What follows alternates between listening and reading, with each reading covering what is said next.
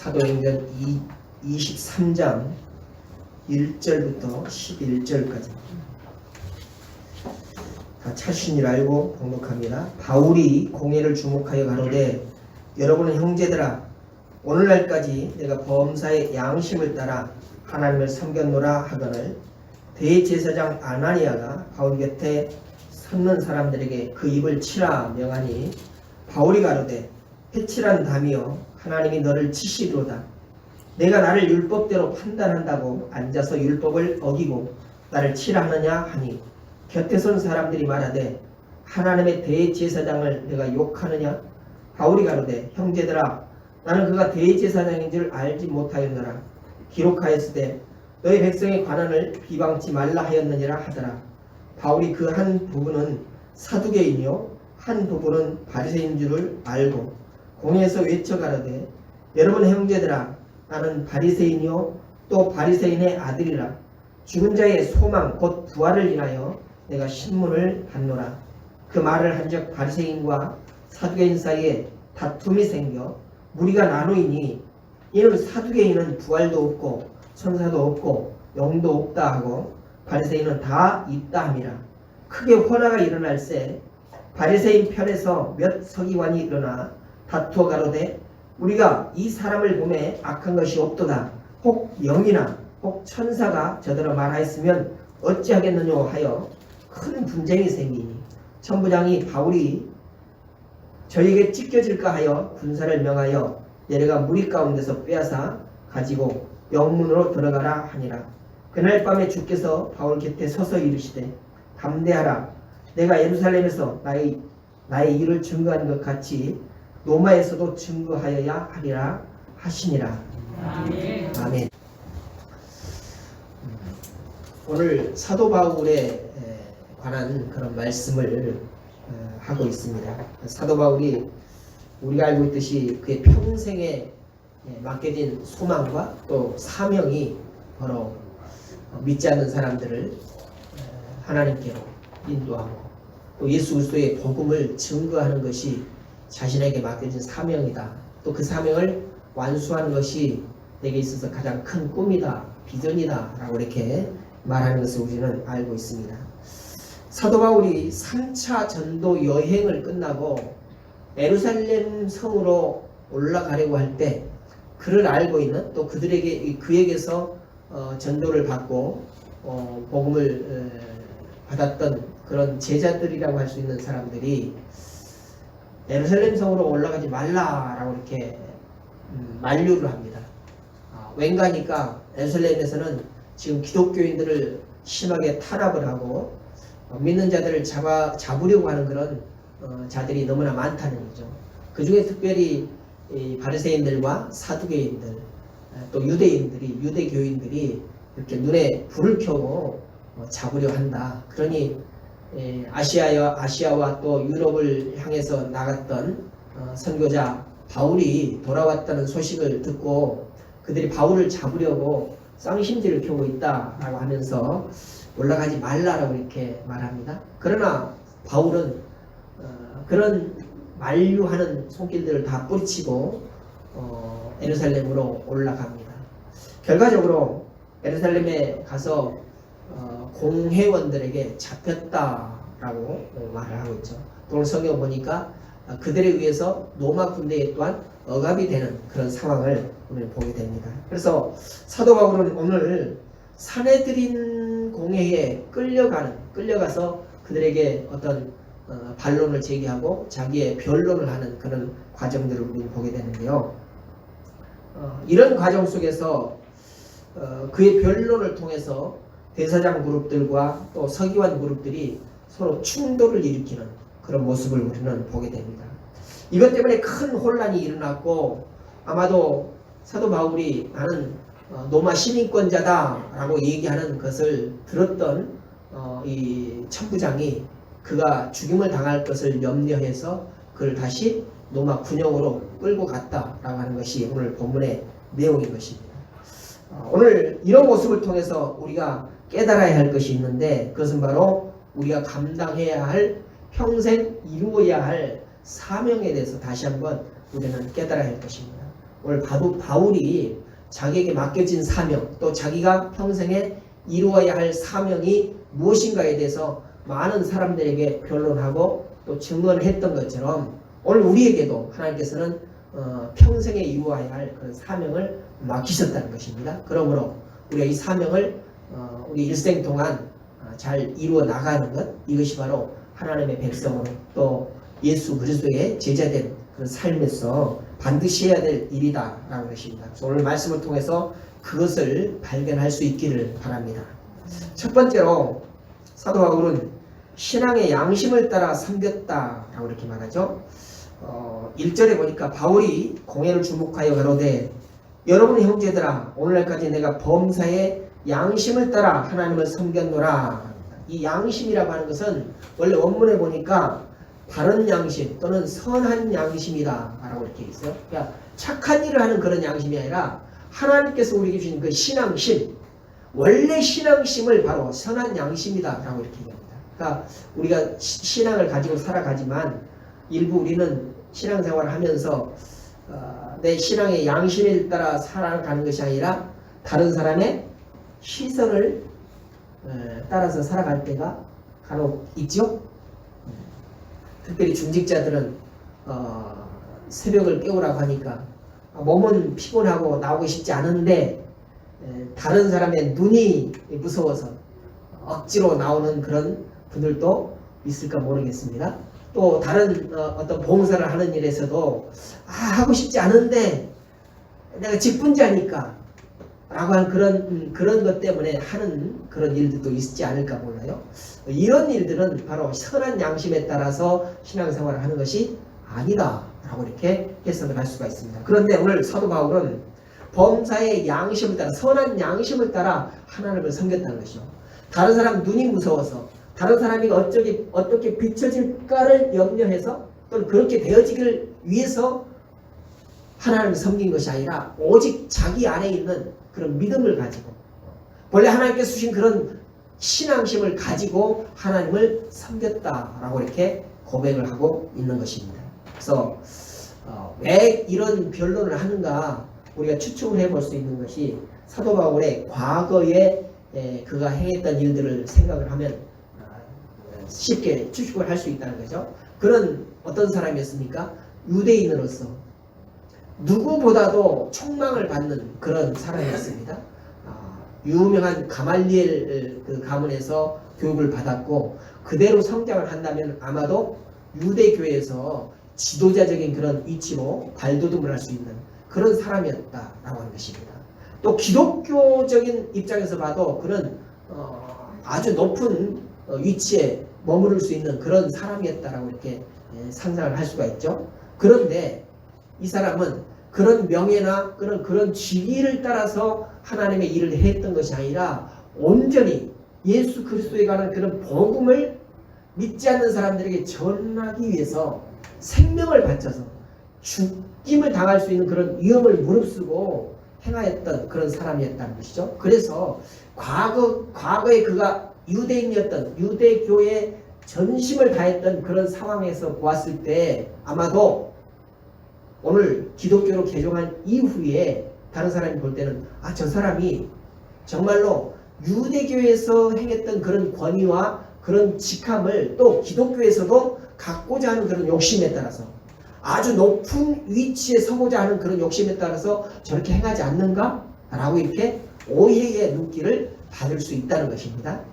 그런데 이것이 아니다는 것이죠.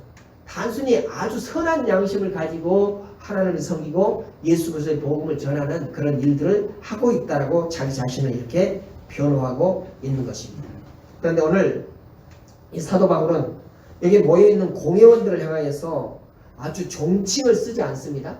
뭐라고 합니까? 형제들이여 라고, 여러분의 형제들아 라고 이렇게 평어로 이렇게 얘기합니다. 그러니까 이것은 어찌 보면은 그들을 깔아뭉개고 낮추는 것처럼 보이지만 아니라는 것이죠. 이는 사랑이 가득 담긴. 그러니까 예수 그리스도의 복음의 입장에 섰을 때 그의 반대편은 그의 적대적인 위치에 서 있는 사람들은 전부 다 지옥을 가겠다라고 하는 그런 보이지 않는 눈을 통해서 보는 그런 상황이기 때문에 불쌍히 여기고 또 사랑하는 마음을 담아서 형제, 내 형제라고 이렇게 불러주고 있는 것입니다. 그래서 이들이 이와 같이 그들 향하여서 내가 변론하면서도 또한 그들을 적대시하지 아니하고 내 형제와 같이 그렇게 우애를 가지고 그들을 품는 듯한 그런 말을 언어를 사용을 해서 그들에게 변론하고 있다는 것입니다. 그러면서 또한 자기 자신은 절대로 양심의 가책을 느끼거나 또는 신앙에 있어서 조금도 거리낄 것이 없다라고 자부하면서 이렇게 변론을 하고 있는 것으로 보게 되죠. 이것은 바로 자기가 지금까지 지켜왔던 신앙이 조금도 하나님이 보시기에도 하나님이 생각하시기에도 절대로 부족함이 없는 그런 신앙을 해왔다라고 자부하기 때문에 자신하기 때문에 이렇게 말할 수 있었다는 것이죠. 이런 마음을 가지고 있는 사람을 또 우리는 성경에서 볼 수 있어요. 디모데후서 1장 3절 5절에 보니까 사도 바울이 믿음의 아들인 디모데에게 이렇게 말합니다. 나의 밤낮 간구하는 가운데 쉬지 않고 너를 생각하여 청결한 양심으로 조상적부터 섬겨오는 하나님께 감사하고 내 눈물을 생각하여 너 보기를 원하면 내 기쁨이 가득하게 하려 하느니 이는 내 속에 거짓이 없는 믿음을 생각함이라. 이 믿음은 먼저 내 애조모 로이스와 내 어머니 유니게 속에 있더니 내 속에도 있는 줄을 확신하라. 여기 보니까 내 속에 거짓이 없는 믿음을 이라고 했습니다. 디모데의 믿음을 보니까 그도 어떤 권리나 또는 직분을 위해서 그렇게 믿는 신앙생활을 한 것이 아니라 온전히 선한 양심을 가지고 신앙생활을 하는 것이 눈에 보여졌다는 거죠. 사도 바울의 눈에 보여졌다는 것입니다. 그리고 또 그런 선한 양심을 가지고 신앙생활을 하는 것은 디모데 자신이 그렇게 행해왔던 것에서 기인한 것이 아니라 자기들의 신앙의 조상, 특별히 외할머니 그리고 어머니로부터 신앙을 받아서 이 신앙생활하는 디모데에게 그런 선한 믿음, 선한 양심을 가지고 신앙생활하는 것이 보여졌다라고 이렇게 말하고 있습니다. 그래서 그는 어떤 자기의 명예나 자기의 부나 자기의 직위를 위해서 신앙생활을 하는 것이 아니라 온전히 하나님의 뜻대로 예수 그리스도의 복음을 순수하게 전하기 위해서 그 신앙생활을 하고 있다고 이렇게 사도 바울이 증언을 하고 있다는 것입니다. 그래서 사도 바울은 청결한 양심을 가지고 눈물로 섬기는 디모데에게 거짓이 없는 믿음이다 라고 이렇게 평가를 하고 있습니다. 이 바울은 디모데의 믿음이 먼저 그 외할머니하고 어머니에게로부터 이렇게 전수받아진 그런 믿음이다라고 이렇게 평가를 하고 있잖아요. 여기서 우리가 중요한 것이 있어요. 오늘 우리 선조로부터 그 믿음을 받았다라고 한다면은 우리가 믿고 있는 우리가 신앙생활하고 있는 이 신앙이 정말 순수한 신앙이라고 내 자신이 자부한다면 나로서 끝나는 것이 아니라 또 내 후대들에게도 전승이 되어야 된다는 것이죠. 만약에 여러분들이 신앙의 선조라고 한다면 여러분 가정에서 여러분의 가문에서 신앙의 선조라고 한다면 그 신앙의 순수한 신앙을 나만 믿고 그냥 끝나는 것이 아니라 여러분의 후대에게도 그대로 전수가 되어야 한다는 것을 오늘 우리는 여기서 보게 된다는 것이죠. 여러분 이것이 바로 사도 바울이 가지고 있었던 그런 사명입니다. 사도 바울은 우리가 알고 있듯이 결혼을 하지 않은 사람입니다. 독신입니다. 그러니 자기 가족 중에서 후대에게 전해줄 만한 그런 신앙의 후대가 없어요. 그래서 특별히 많은 제자들을 삼고 많은 그리스도인들을 이렇게 복음으로 인도했던 것은 바로 자기의 신앙을 그들에게 전승해 주겠다라는 것이 바로 자기의 사명이다라고 알았기 때문이죠. 여러분 이 사명은 바울에게만 주어진 사명이 아니라 오늘 살아온 우리에게도 동일하게 주어진 사명이라고 하는 것을 우리는 알아야 할 것입니다. 이 사명을 이루는 데에 우리는 매진해야 된다는 거죠. 이 사명을 온전히 이루기 위해서 우리가 하나님 앞에 붙들린 바 되어야 한다는 것입니다. 이 사명을 온전히 이루어 나가기 위해서 우리는 복음에 완전히 매립이 되어야 한다는 것입니다. 성도 여러분, 신앙의 양심을 따라서 섬기면서 살아가시기를 바랍니다. 특별히 부부 사이에서부터 신실한 신앙과 사랑의 섬김의 관계를 회복해야 합니다. 그럴 때 우리 자녀들이 보고 배운다. 여러분 부부간의 언어가 어떻게 됩니까, 여러분들? 여러분 가정에서 부부간의 대화를 할 때 야, 너 이렇게 하시는 분 계십니까? 우리 흔하게 그런 사람들을 볼 수 있어요. 남편이 아내에게 이름 불러가면서 야, 너 이런 거 옳지 않아요. 옳지 않습니다. 자녀들이 그대로 보고 따라서 합니다. 존칭을 써가면서 해주시기 바랍니다. 그것이 어찌 보면은 좀 내가 손해보는 것 같아 보여도 두고 보면은 믿지지 않아요. 믿지는 장사 아닙니다. 내가 상대방에게 서로 존칭을 써주고 높여주면 상대방도 나에게 그렇게 답이 오기 때문에 절대로 손해보는 것이 아니라는 것입니다. 이 언어라고 하는 것이 보이지 않는 칼이라고 얘기하지 않습니까? 요즘에 그 매스컴에서 얼마나 정치인들이 그 말을 가지고 떠드는겁니다. 그 말에 따라서 상처를 받는 사람 상대방을 그렇게 상처를 받아서 쓰러지기를 원하는 것처럼 그렇게 상대방을 공격하고 나가 자빠지기를 원하는 그런 마음들이 표출이 되지 않습니까? 그런데 그 뾰족하게 찔러지는 그런 언어를 받는 상대방은 얼마나 그 말로 인하여서 상처를 받을까요? 그 상처는 아무래도 지금은 담대하게 받는 것 같이 그렇게 보여지지만 심하게 골마 썩어지게 될 것입니다. 그러니까 그런 여러 가지 언어의 상처를 받은 사람들은 아마 건강한 삶을 살지도 못할 것 같아요. 그래서 아름다운 언어는 우리 가정에서부터 먼저 사용이 되어져야 하는 것입니다. 특별히 우리 중직자들은 오늘부터서 여러 부부들 간의 언어를 그렇게 존칭을 사용을 하시길 바랍니다. 꼭 우리 자녀들뿐만 아니라 다른 사람들도 우리를 보고 배워야 한다는 것이죠. 서로 간에 존칭을 사용해서 또 아름다운 언어를 사용을 해서 서로 상처받지 않도록 그렇게 마음을 써 생활을 하시기를 바랍니다. 아멘. 오늘 또한 가정에서 가부장적인 그런 권위를 가지고 살아가는 그런 분들 계십니까? 옛날처럼 한마디 하면은 그냥 온 가족이 그냥 벌벌 떨면서 조아리고 이런 가정이 아직도 계십니까? 그렇다면 고치시기 바랍니다. 수정하시기 바랍니다. 그래야만 우리 가정이 평화롭고 아름다운 그런 가정이 유지될 수 있다는 것입니다. 비록 지금은 내 말을 듣지 않고 좀 질서가 없는 것처럼 보여줘도 아니요. 그러는 중에서도 질서가 세워지고 아름다운 그런 가정이 유지되는 것입니다. 우리는 신앙의 양심을 따라서 먼저 사랑으로 섬겨야 한다는 것이죠. 그럴 때 우리 사랑하는 가족과 자손들의 마음에 상처가 치유가 되고 또 그들이 우리의 언어 생활과 우리의 삶의 태도를 보고 큰 감동을 받게 될 것입니다. 우리 신앙의 양심을 따라 서로 사랑으로 섬긴다면 우리가 세상을 떠나간 다음에도 우리 후손들은 나에 대해서 말을 하고 또 이것을 본받자 라고 이렇게 얘기를 할 것입니다.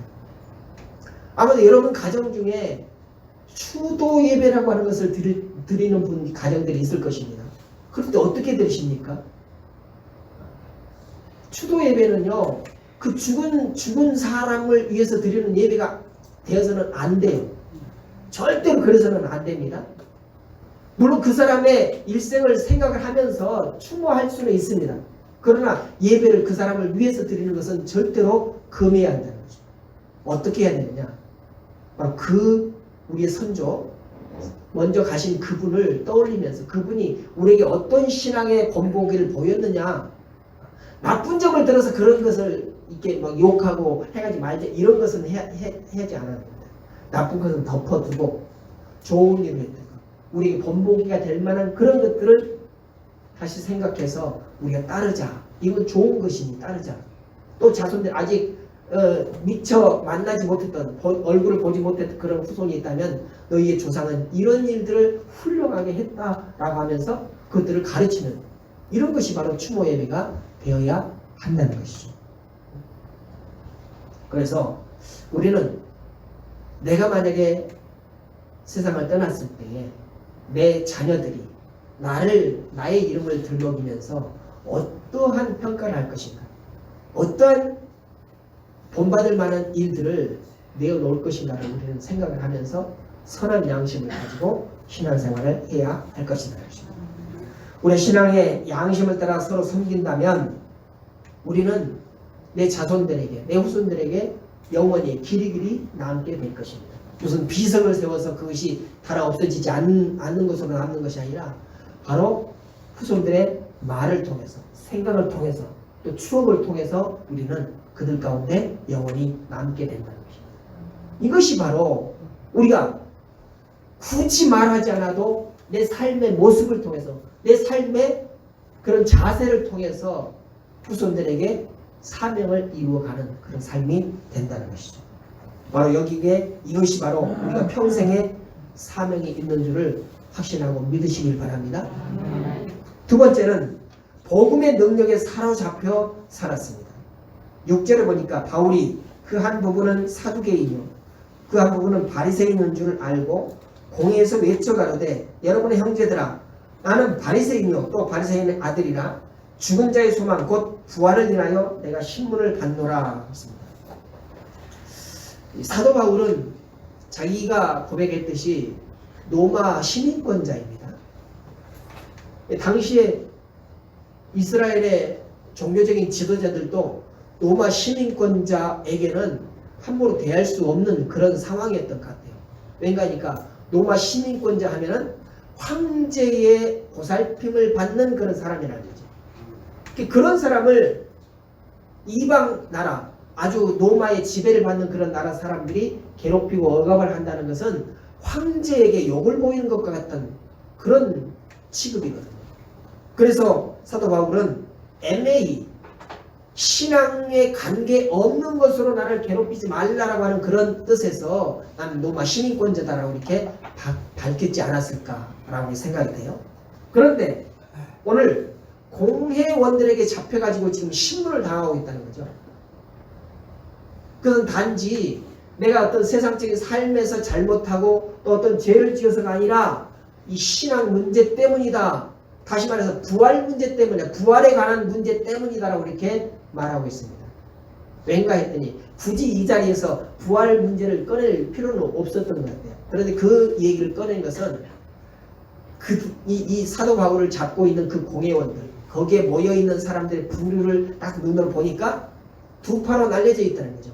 한 파는 바리새파요, 한 파는 사두개파라는 거죠.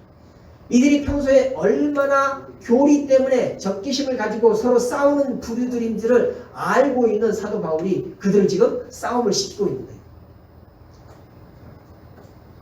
자기에게 향한 모든 관심을 그들 자신들에게 향하도록 이렇게 꾀를 내고 있다는 거죠. 그렇게 말했더니 오늘 곁에 있는 사람이 하나님의 대제사장을 내가 욕하느냐라고 이렇게 나무랍니다. 짐짓 사도 바울은 그것을 모른 척하고 그가 대제사장인 줄을 몰랐다라고 하면서 사과의 뜻을 전하죠. 그런데 거기에는 지금 부활도 없고 천사도 없고 영도 없다라고 하면서 자기 자신들의 교리를 내세우는 주로 제사장 그룹이었던 사두개파들이 있었다는 것입니다. 그래서 이 사두개파들과 바리새파들을 서로 싸우게끔 만들고 싶은, 그리고 올바른 복음의 진리를 그들에게 다시 한번 상기시키고 가르치고자 하는 그런 마음이 바울에게는 있었다는 것입니다. 바로 복음의 진수를 그들에게 깨닫게 해주고자 하는 그런 것이 바로 오늘 바울에게 있었던 그 사명이라는 거죠. 오늘 우리는 예수를 믿고 교회에 나간다라는 것이 다른 사람에게는 많이 내 자신이 나타내 보일 수 있어요. 나를 아는 사람들은 대부분이 내가 교회에 나간다는 것을 알고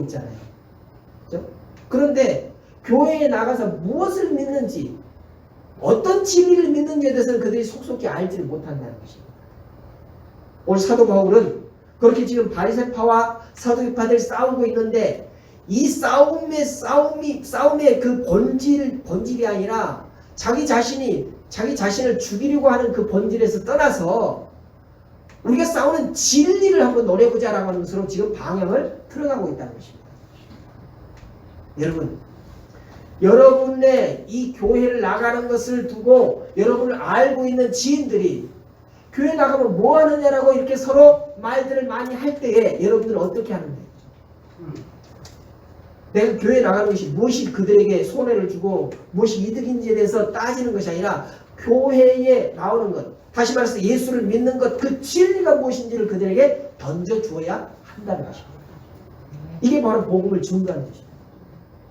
내가 교회에 나가는 것만 증거하는 것이 아니라 바로 내가 교회에 나가서 무엇을 믿는지를 그들에게 던져주는 것, 이것이 우리에게 주어진 사명이라는 것이죠. 오늘 사도 바울은 뭐라고 합니까? 부활에 관해서 던져주는 거예요.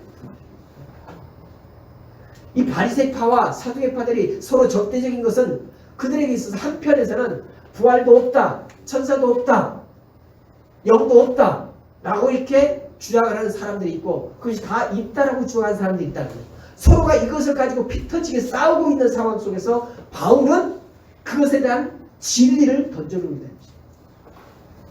내가 이 부활 문제 때문에 지금 이렇게 신문을 당하고 있다라고 하면서 그 문제를 가지고 서로 바리새파와 사두개파가 서로 부딪히도록. 그래서 원래 하나님께서 우리에게 전해주시게 되는 또 예수 그리스도를 통해서 전해주시게 하는 그 복음의 진수가 무엇인가를 알려주려고 하는 그것이 바로 사도 바울에게 있는 사명이라는 것입니다. 오늘 우리가 신앙생활하는데 중요한 것이 무엇인가를 우리는 분명히 알아야 합니다. 예수 믿으면 잘 살고 예수 믿으면 부자 되고 예수 믿으면 형통하고 이것이 진리의 진수가 아니라는 것입니다. 우리가 잘 믿어서 인류대학을 우리 자녀들이 선망을 하고 또 좋은 직업을 갖고 좋은 기업에 가고 좋은 결혼을 하고 이것들이 우리 신앙생활은 별로 관계가 없다는 거죠. 그리고 그것은 우리가 믿는 이 진리하고는 별로 관계가 없다는 것입니다. 근데 우리는 그것에 매여가지고 살아가고 있는 것이 우리의 솔직한 신명 아닙니까? 우리가 믿는 그 진리의 본류가 무엇인가를 우리는 분명히 깨닫고 다른 사람에게 그것을 증거할 수 있는 그런 삶을 사는 것, 이것이 바로 우리의 사명이다.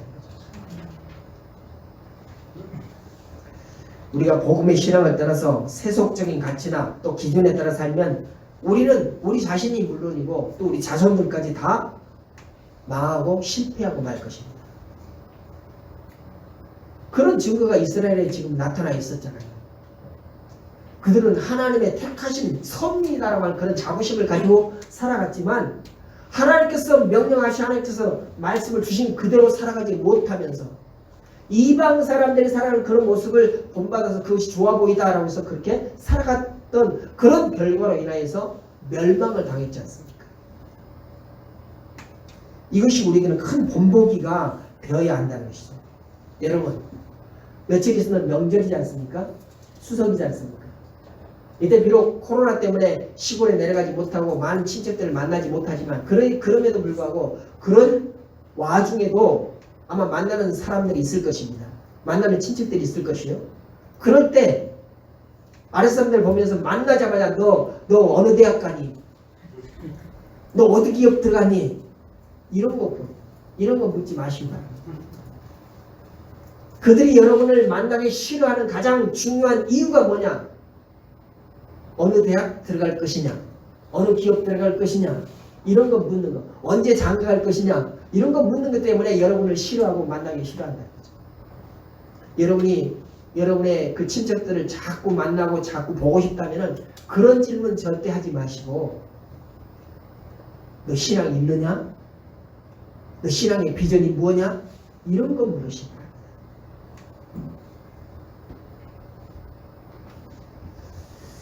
건강보험공단에서 우리 국민의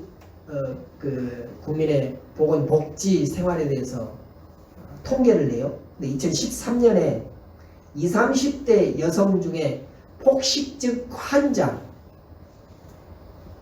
왜 폭식증이 되어가지고 이렇게 비만이 되었느냐라고 조사를 했더니 전부 다 이런 학업이라든가 또는 직장 문제라든가 또는 결혼 문제라든가 이런 것들에 대해서 스트레스를 받아가지고 폭식을 하게 됐다. 이렇게 대답을 하더라고요. 비만 때문에 걱정하는 염려하는 그런 사람들 71%가 스트레스 때문에 그런다.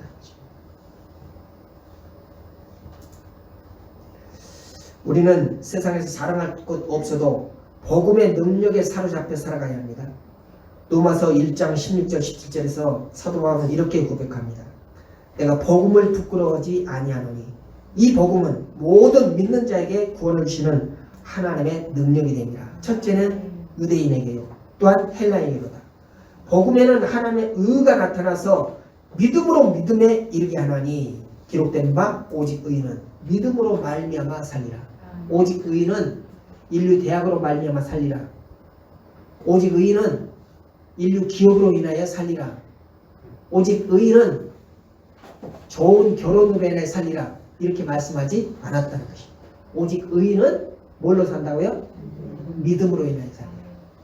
오늘 아까 예배 전에 불렀던 찬양이 그런 내용 아닙니까? 세상이 아무리 흔들리고 우리들을 그런 방향으로 이끌어 간다 할지라도 하나님을 사랑하고 예수를 사랑하는 그런 마음을 가지고 조금 더 믿음에서 흔들림 없이 살아가는 것, 이것이 바로 우리가 살아가야 할 신앙의 자세다 라고 하는 것입니다. 한번 불러볼까요? 다시 한번 1절만 2절만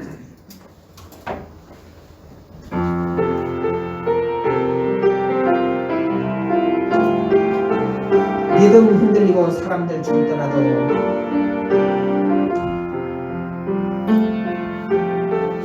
믿음 흔들리고 사람들 주를 떠나도 나는 주를 섬기리 주를 섬기리. 주님의 나라는 영원히 새하지 않네. 나라는 영원히 새하지 않네. 나는 주를 신뢰해. 오직 믿음으로 말미암아 내가 살리라. 오직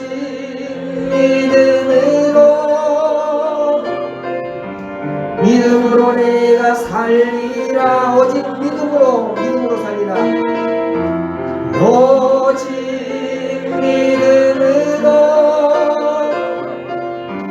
믿음으로 내가 살리라. 오직 믿음으로 살아가는 것.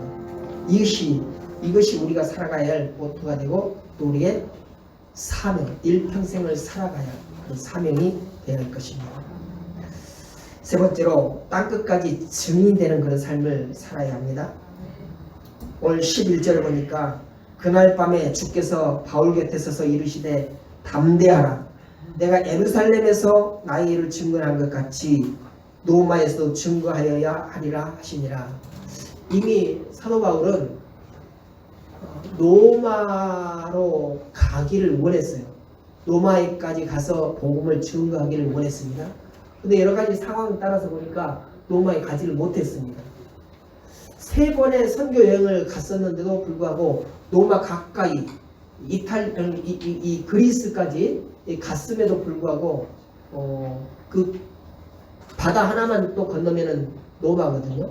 근데 가지를 못했어요. 평생의 소원이 로마에 가서 황제에게 이 복음을 증거해야 되겠다라고 하시므로 사도 바울의 사명이 그렇습니다. 그런데 3차 전도 여행을 끝나고 마지막에 예루살렘에서 이 공회원들에게 잡히고 그 다음에 로마 군대에게 인계되어가지고 잡힌 다음에 예루살렘에서 재판을 받지 못하게 된 거예요. 왜인가 하니까 그가 나는 로마 시민권자다 라고 밝혀버리니까 로마 시민권자는 황제에게 가서 로마에 가서 재판을 받아야 한다는 거죠. 어찌 그의 품은 뜻이 뭐였습니까? 난 로마에 가서 그 로마 시민들에게 나아가서 로마 황제에게 복음을 전하고 싶다는 것이 평생 꿈이었는데 일상적으로 선교여행을 다닐 때는 가지 못했던 그것을 지금 잡혀서 가게 되었는데, 보통은 죄인으로 잡혀서 끌려간다면은 그것이 좋은 일이겠습니까? 기뻐할 일이겠습니까? 오늘 사도 바울은 그런데 오히려 기뻐했다는 거죠. 왜요? 내가 로마에 가서, 그것도 로마 황제 앞에 가서 담대하게 하나님의 복음을 증거할 수 있는 그런 기회가 됐다라고 하는 것 때문에 죄인으로 잡혀 있으면서도 기뻐했다라고 하는 것입니다. 그래서 그때 잡혀서 이제 그것으로 끌려가려고 하는 그날에 바울 곁에 주님이 오셔가지고 담대하라고 말씀하고 있습니다. 내가 이 예루살렘에서 죽음을 무릅쓰고 너를 증거했던 것처럼 로마에 가서도 나를 증거하게 되리라, 증언하리라 라고 하는 그런 말씀을 주고 있는 것입니다. 보니까 예수님께서 담대하라고 말합니다. 담대하라고. 아무리 담력이 큰 바울이라도 죄인으로 잡혀갔는데 떨리지 않겠습니까? 두려움이 없겠습니까? 그런 바울의 상황을 알고 계신 주님께서 그에게 오셔서 담대하라고 말씀합니다. 떨지 말라는 것이죠. 무슨 말씀인가? 달리 생각해보면 이것이 하나님의 뜻이라는 것이죠. 하나님의 복음 증거하는 방법이라는 것입니다. 세상 여건이 그곳으로 갈 수 없게 만든다면 죄인이 되어서라도 죄인의 상태를 만들어서라도 복음을 증거할 수 있는 그런 길을 열어주시는 분이 바로 하나님이시라는 것입니다. 당시에 세계를 지배하고 있는 것이 바로 로마 황제였기 때문에 그 로마 황제 앞에 가서 복음을 증거한다는 것은 세계를 향하여서 복음을 증거하는 것과 다를 바 없다는 것입니다. 그래서 마침내 사도 바울은 로마 황제 앞에서 복음을 선포하게 되고 그 이후로 67년경에 네로 황제에 의해서 그는 오스티안 거리에서 목배임을 당해 순교를 당합니다. 그것으로 끝났으면 별 얘기 아니겠죠. 그냥 우리만 아는 그런 얘기로 들리겠죠. 그러나 이 로마에 뿌려진 복음의 씨앗은 불과 250년 후인 313년에 콘스탄틴 누스라고 하는 황제에 의해서 기독교를 인정을 하게 됩니다. 기독교는 종교다, 믿어도 된다, 인정을 받아요. 그리고 380년에, 그러니까 한 60년 이후에 테오시우스라고 하는 황제 때에 이 기독교가 드디어 로마의 국교가 됩니다. 로마의 국교가 됩니다. 국교라는 게 뭡니까? 우리나라에도 보면 조선시대 때는 뭐였어요? 유교가 국교였잖아요. 그 전에 고려시대 때는 불교가 국교였잖아요. 그렇듯이 이 로마가 기독교가 국교가 됐다니까요. 사도 바울이 복음을 선포하고 난 이후에 약 320년 정도, 320년 정도 후에 로마의 기독교가 국교가 됐다. 이 놀라운 사실입니다. 그래서 사도행전 1장 8절에 보니까 예수님께서 40일 동안 제자들 보셨다가 하늘로 올리신 마지막 말씀이 오직 성령이 너희에게 임하시면 너희가 권능을 받고 예루살렘과 온 유대와 사마리아와 땅끝까지 이르러 내 증인이 되리라, 이렇게 말씀합니다. 그러니까 어느 예루살렘에서만 내 증인이 되리라고 하지 않습니다. 땅끝까지라고 얘기했습니다. 오늘 이 말씀에 비춰서 해석하면 제자들과 그 가족들이 살던 예루살렘은 바로 우리와 우리 가족들을 의미할 것입니다. 내가 살고 있는 이 주변, 또 제자들이 이웃이 살던 그 온 유대는 바로 우리의 친척들을 의미할 것입니다. 또 마지막에 이웃을 살던 사마리아는 바로 우리의 이웃들을 의미할 것입니다. 그리고 땅끝이라고 했던 이 성경에서 땅끝은 바로 서바나라고 해요. 서바나라고 해요. 서바나. 오늘날의 스페인 아주 서쪽으로 가면 끝이라고 해요. 옛날 사람들은 그 서쪽 끝, 스페인 끝에는 아마 바다가 쭉 꺼지는 낭떠러지로 되어 있을 것이다, 이렇게 있어요. 지구가 둥글다는 걸 생각을 못하고 아마 그쪽으로 쭉 배를 타고 나가다 보면 푹 꺼질 것이다, 이렇게 생각했다는 거죠.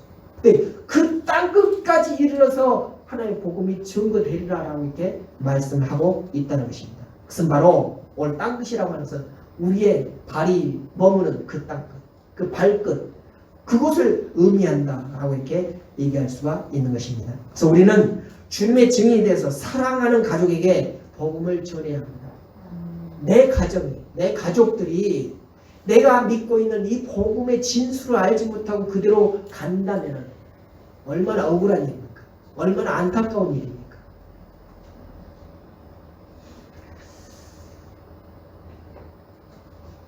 우리는 사랑 가족과 친척을 만날 때 기도하고 금식하며 무장을 해야 될 것이다.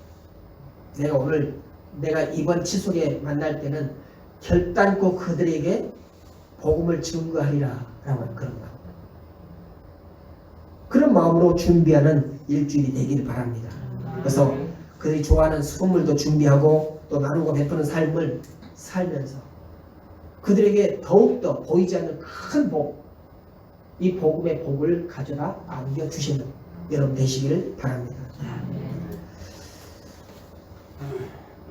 그러면서 헤어지기 전에 이런 말을 남기면 참 좋겠어요. 내가 예수 믿으니까 참 좋더라. 교회 나가니까 너무 좋더라. 왠가 내가 이 세상에 사는 것으로 다 좋은 것으로 이렇게 생각했는데 나가서 믿어보니까 그게 아니더라. 우리가 사는 삶은 길어봐야 100년 이 안짝인데 우리의 죽은 다음에 더 영원한 세계가 있다더라. 그 영원한 세계에서 하나님과 더불어서 복된 삶을 살기 위해서 우리가 이 땅에서 그 준비함이 있어야 되겠더라. 그것이 바로 교회에 나가는 것이고 예수를 믿는 것이더라. 그렇게 한마디 전해주면은 아마 그들 이 내일 속에 길이 남게 될 것입니다. 당장에는 예수를 믿지 않는다 할지라도, 당장에는 복음을 받아들이지 않는다 할지라도 그들이 위기 때에, 그들이 가장 어려운 시기에 바로 여러분이 해주었던 그 말씀을 기억하게 될 것이고, 아, 이때 내가 찾아야 되겠다. 이때 예수를 붙들어야 되겠다. 이때 하나님을 붙들어야 되겠다라는 그런 마음이 생기게 될 것입니다.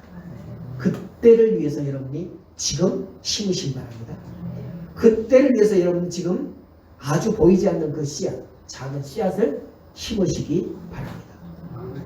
이 절기, 이 명절이 참 우리에게는 좋은 전도의 절기다 이렇게 생각이 되어집니다.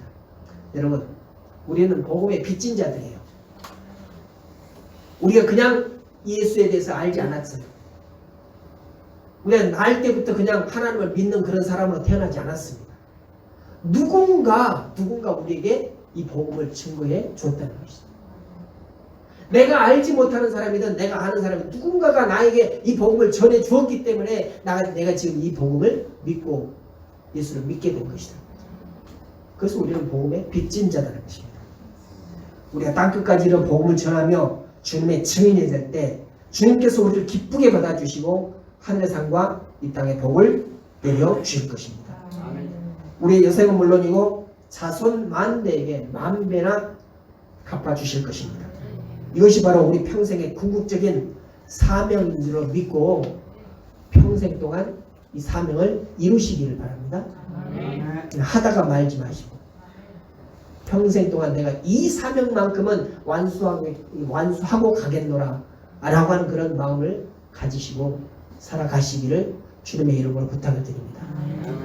감사하신 아버지 하나님, 오늘 사도 바울의 마지막 노마를 향한 그런 밤길에서 오늘 우리가 어떠한 사명을 붙들고 살아가야 할지에 대해서 깨닫게 됩니다. 오늘 사도 바울은 일평생을 살아가는 동안 선한 양심을 따라 하나님을 섬겼다라고 고백하고 있습니다. 또한 복음의 능력에 사로잡혀 살았다라고 고백하고 있습니다. 특별히 예수님의 제자들에게 예수님께서 땅끝까지 내 증인이 되라고 하는 말씀을 우리가 들었사오니 우리도 내 발끝이 머무는 그곳에까지 내게 주어진 사명을 완수하기 위하여서 애쓰는 삶을 살아가게 해주시옵소서.